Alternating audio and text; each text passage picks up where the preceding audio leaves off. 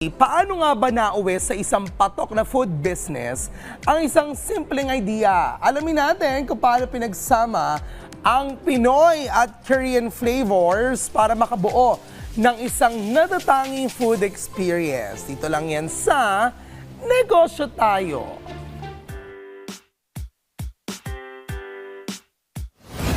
Hi, Miss Jan. Good morning. Hi, Miss Diane. Good morning. Grabe, nakakagutom na umaga naman. Yung mga nasa harapan natin ngayon, ang sarap na pagkain.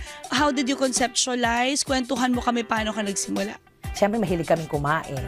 So, nakita namin na bakit hindi natin pagsamahin ang Filipino food at Korean fusion. So, doon nag-come up yung idea namin to start up this business. But you're really based in Baguio to begin with. Yes. And you are a teacher by profession. Yes, I'm a preschool teacher. So, paano, can you take us back to that transition and what made you decide, ay, magtatayo ako ng negosyo, pupunta kami ng Manila at doon kami magtatayo ng negosyo? Kasi naisip namin na mas malawak yung market pag nasa Manila kami. So, we're doing business sa Baguio online.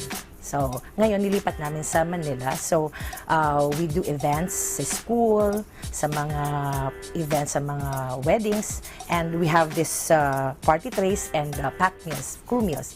Of all, bakit Korean ang fusion? Kasi alam ko na yung mga kabataan ngayon, sobrang... Into K-drama. Yes. So, Oo. talagang gustong-gusto nila yung mga kimchi, yung mga japchae. So, nakita ko yung demand na bakit kaya hindi natin pagsamahin ang Filipino food at Korean food. So, nung kumakain sila ng mga bibimbap, kimbap, sabi ko magandang itayo ang business dito sa Manila. Paano yung reception ng mga tao? How did you market your brand? Doon nagsisimula ka? Sa totoo lang, nagulat din kami. Kasi unti-unti lang namin impisahan sa online. Then nung pumunta kami ng school, grabe yung pagtanggap, init ng pagtanggap ng mga kabataan. Talagang pumipila sila. So ibig sabihin, nagugustuhan nila yung pagkainan. Pero hindi kami nag-expect talaga coming from them. Ang gusto lang namin, mapatikim lang yung pagkain. Then, natuwa lang kami, bonus na sa amin, na nasarapan sila sa pagkain.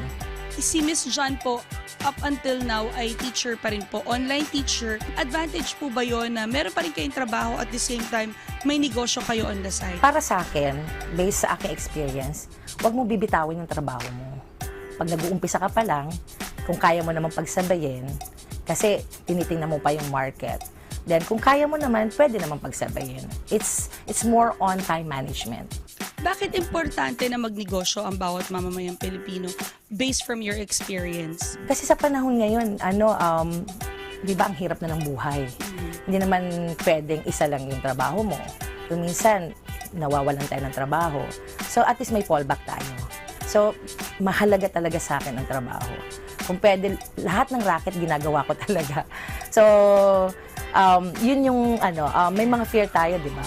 Pero syempre, kailangan natin mag-isip din ng paraan para mabuhay, di ba? So ang business, pag inumpisahan mo, tuloy-tuloy.